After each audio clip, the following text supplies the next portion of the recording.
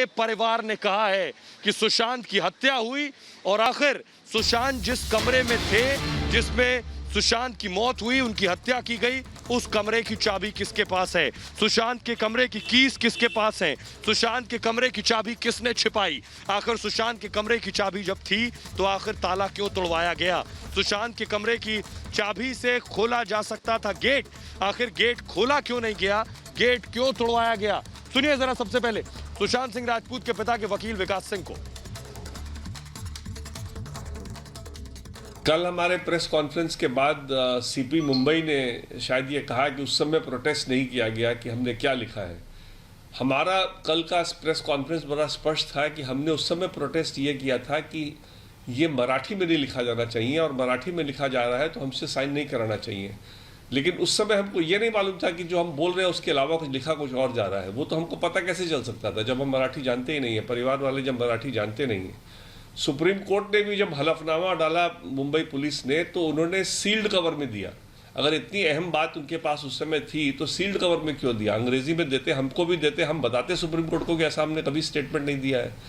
ये तो कल परसों जब उन्होंने कोई फ्रेंडली मीडिया को या अक्यूज के थ्रू अगर जब रिलीज किया है, लीक किया है, तब हमको पहले पता चला कि हमारे मुंह पे ये सब बात लिख दी गई है मराठी में, और तब ये मौका आया कि हम डिनाई करें कि जो उसमें लिखा है वो गलत है। तो देखिए तक के झूठे प्रचार से कैसे सुशांत सिंह राजपूत का जो परिवार है वो बहुत नाराज है। वो ये कह रहे हैं कि तक जिस तरह से दुष्प्रचार कर रहा है सुशांत सिंह राजपूत को मामले को लेकर के, अगर वो ये हरकत जारी रखते हैं तो आप समझिए कि आप कानूनी कार्रवाई भी हो सकती है। परिवार ये भी सोच रहा है क्योंकि पहले दिन से हम देख रहे हैं कि कुछ ऐसे चैनल्स हैं जो लगातार प्रोपेगेंडा, खास तरह का प्रोपेगेंडा चला रहे हैं, और इसी के खिलाफ अब देखिए परिवार किस तरीके से ये कह रहा है कि बंद कीजिए दुष्प्रचार, बंद कीजिए इस तरीके की हरकत, वरना कानूनी कार्रवाई होगी। तक से बहुत नाराज है सुशांत सिंह राजपूत का परिवार। और क्या कुछ कहा गया परिवार की तरफ से, विकास सिंह ने कल शाम को प्रेस कॉन्फ्रेंस की थी, उसी पर देखिए अगली रिपोर्ट। कब तक रिया चक्रवर्ती का पीआर करेगा? कब तक सुशांत सिंह राजपूत को बदनाम करेगा? ये सवाल इसलिए क्योंकि सुशांत सिंह राजपूत के परिवार के वकील ने साफ और कड़े शब्दों में रिया का पीआर करने वालों को चेतावनी दे दी है कि अगर ये बंद नहीं हुआ तो कानूनी कार्रवाई होगी। मीडिया में एक कैंपेन चलाया जा रहा है उनकी फैमिली को बदनाम करने के लिए, सिर्फ इसलिए कि रिया एक अक्यूज्ड को इस एफर्ट से फायदा मिले। तक जैसे चैनल ड्रग डीलरों और सुशांत के आरोपियों के लिए सेफ पैसेज मुहैया कराने में जुटे हैं।